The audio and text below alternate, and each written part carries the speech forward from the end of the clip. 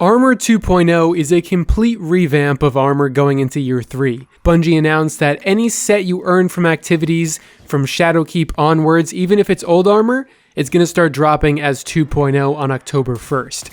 That's big news, so today I'm going to be covering the ins and outs of the new system and clear up some misconceptions and confusion on how it's going to work. All Armor 2.0 drops as sort of a blank canvas with some stats on it. One of the members in my Discord put it really well. It's basically Year 1 armor on steroids. And that's pretty accurate because as soon as you get some of this new armor, it doesn't drop with any perks. Instead, here's how it's going to work.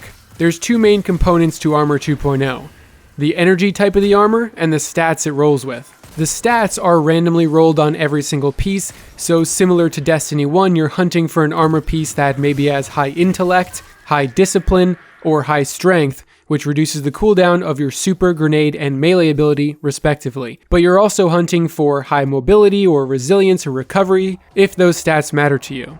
The other part is the energy type, something every armor piece, including exotics, rolls randomly with, and this can be either arc, solar, or void.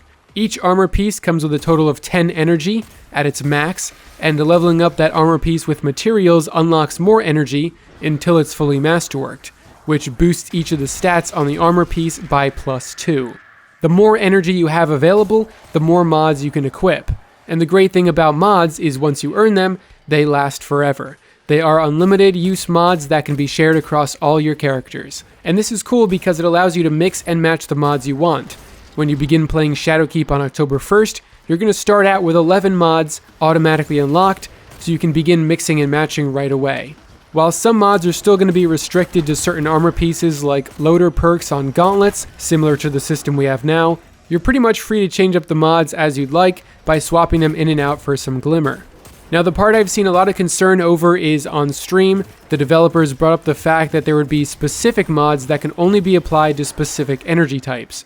So for example, a hand cannon loader perk might only be able to be socketed into void energy armor. Initially, this seemed like a terrible design choice, because if you didn't have void armor, you pretty much can't use that mod.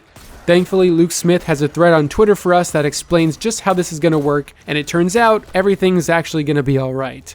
He clarified that there are a bunch of general mods, like for example Small Arms Loader, which is one of the 11 mods that's unlocked for you from the beginning.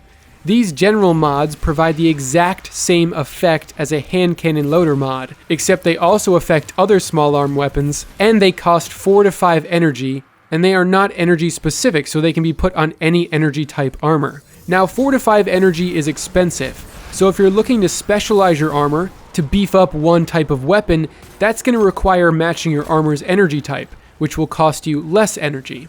So on one side you have general mods, which require more energy, but can be put on any armor and affect more than one weapon. Then on the other side you have energy-specific mods, which only affect one type of weapon and can only be put on the matching energy type armor, but it requires less energy. Like I said before, both the general mods and the specific mods provide the exact same effect, the difference here being that the general mods benefit more than just one weapon type. And that's great news because previously, many including myself thought you would not be able to get the same benefits if you didn't match the mods to the energy type. This whole system, like Luke mentioned in the Director's Cut Part 2, is about trade-offs. You are not limited to only matching mods to energy types to get those effects, but if you want to specialize in something, you will have more energy to work with, which means you're going to be able to add more mods like intellect and enhanced mods later on. The hardcore players will likely have multiple sets that specialize in different things, while the more casual players will use the already unlocked general mods, probably on one main set. Hopefully that clears things up. The whole Armor 2.0 is a big change, and it's kind of scary, and it's been as confusing to me as it's probably been to you. Some more information I want to add on Armor 2.0 that was clarified today is that old armor will be getting updated to the new Armor 2.0 stat system, things like intellect, discipline, etc. So using old gear will still allow you to see cooldowns of your abilities and the exact stats of mobility, resilience, and recovery. Everyone is getting the fancy new stat interface. Along with this, the mods you're currently using on your armor aren't being thrown out this time.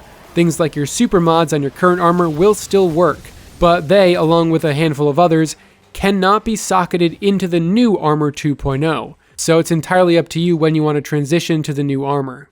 If you're not familiar with the whole intellect, discipline, or strength thing from Destiny 1, let me break it down really quick for you.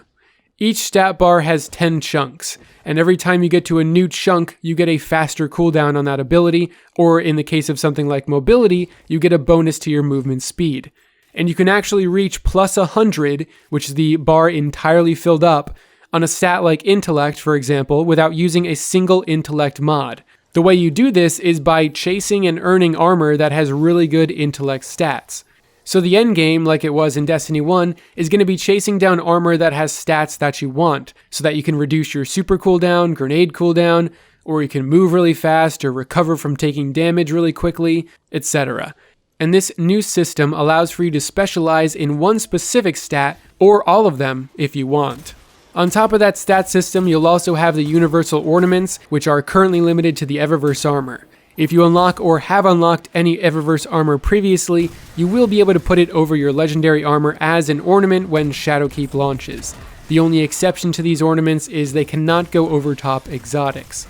I expect that this universal ornament system will be expanded in the future to account for things like the Iron Banner stuff. That'd be really nice.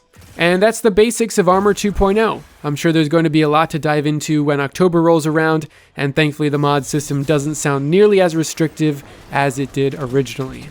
This all sounds really awesome to me. I love that stats are getting put back into Destiny, and there's going to be plenty to grind for, and I'm going to be able to do it in exactly the way I want and customize my Guardian without having to sacrifice looks or power. Tomorrow, the Director's Cut Part 3 releases, which is the final part, and I'll be making one summary and thoughts video on all of it.